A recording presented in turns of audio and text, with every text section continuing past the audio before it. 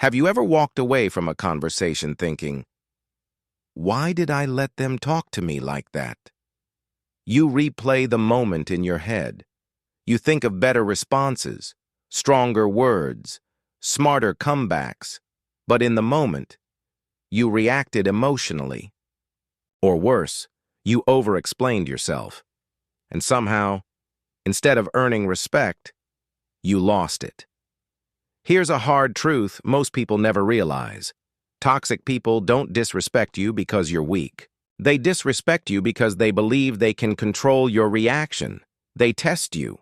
A sarcastic comment, a subtle insult, a dismissive tone, and then they watch. They watch your face, your voice, your emotions. The moment you react with anger, frustration, or desperate explanation, they win. But Stoic philosophy teaches something life-changing. You are not disturbed by what happens. You are disturbed by your reaction to what happens. The ancient Stoics understood human psychology long before modern self-help books existed. They knew that the person who controls their emotions controls the situation. And here's the powerful part. You don't need to argue better. You don't need to intimidate anyone. You don't need to prove your strength. You only need to remove one thing: your emotional availability to their behavior. When a toxic person realizes they can't provoke you, can't shake you, can't make you defensive, something shifts. Their power disappears. In this video, I'll show you exactly what to do once, so toxic people think twice before ever disrespecting you again. And when you understand this, you won't just feel stronger, you'll become untouchable. Before you can stop disrespect, you must understand something uncomfortable. Toxic people don't randomly disrespect others. They test, they observe, they calculate. Disrespect, for them, is not emotional. It's strategic. They throw small provocations first, a sarcastic comment, a dismissive tone, a subtle insult disguised as a joke, and then they watch your reaction carefully. If you react emotionally, they learn something. If you defend yourself aggressively, they learn something. If you over-explain your intentions, they learn something. They learn that you are emotionally accessible, and emotional accessibility is control. Stoicism teaches that the only thing truly under your control is your response. But toxic people rely on the opposite. They rely on your lack of control. Think about it. If someone insults you and you immediately raise your voice, your heartbeat increases, your face changes, they now know they can move you. And if they can move you, they can manipulate you. But here's the deeper truth. Toxic people often feel powerless in their own lives, so they look for small moments where they can feel powerful. And that power comes from triggering others. When they see frustration in your face, they feel significance. When you argue passionately, they feel dominant. When you explain yourself desperately, they feel superior. That's why trying to win the argument rarely works. Because for them, the argument was never about logic.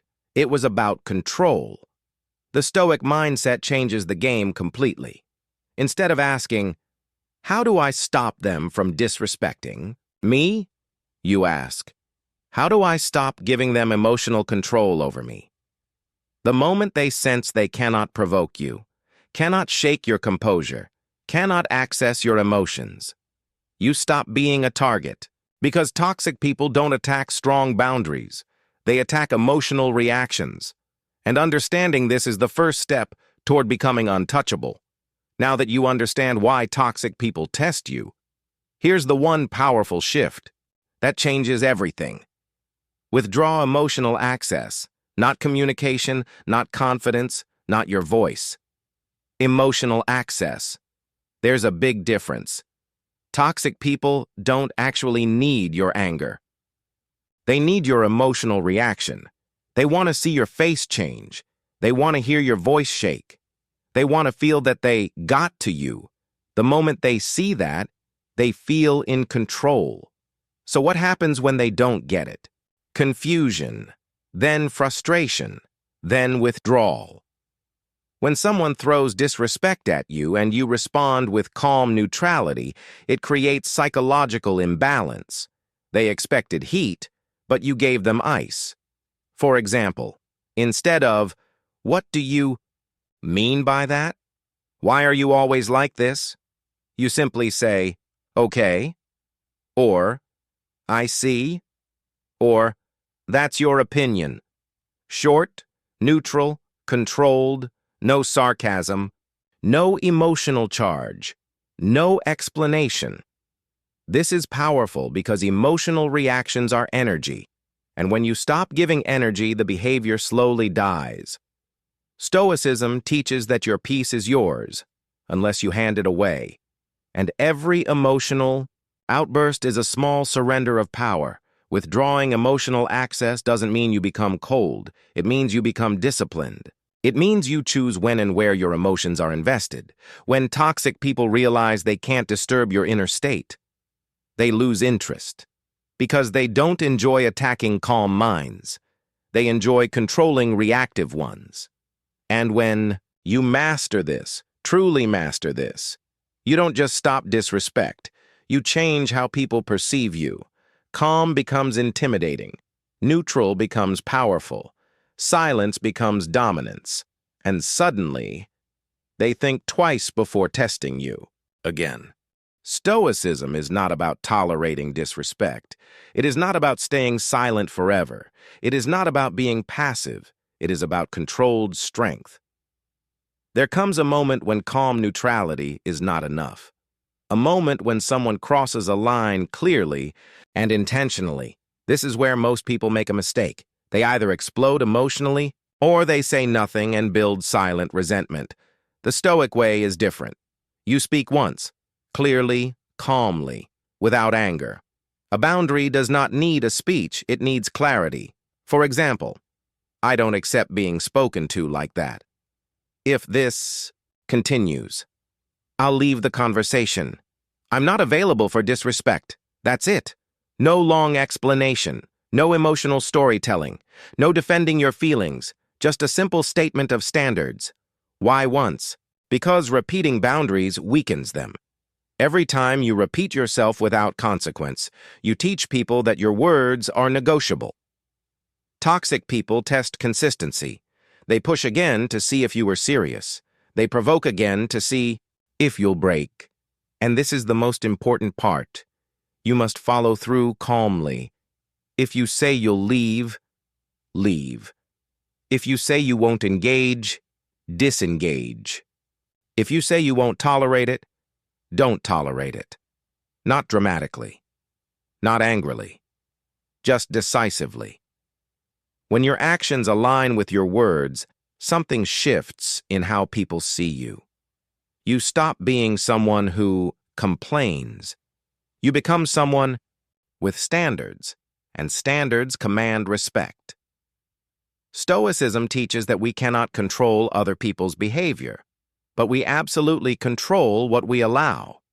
The moment people realize access to you is conditional on respect, they adjust, and if they don't, they remove themselves. Either way, you win. Because peace with boundaries is stronger than connection without respect, and once someone sees that your calm has limits, they think twice before crossing them again. This is where most people lose. Respect without realizing it.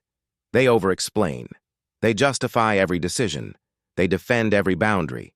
They try to make sure everyone understands them. But here's the uncomfortable truth. The more you explain yourself to someone who already disrespects you, the weaker you appear. Toxic people don't listen to understand. They listen to find openings. When you start explaining, "I didn't mean it like that. What I was trying to say is, you misunderstood me." They don't hear clarity. They hear insecurity, and insecurity invites pressure. Stoic philosophy teaches something powerful. If your actions are aligned with your values, they do not require approval. Strong people make decisions. Insecure people defend decisions.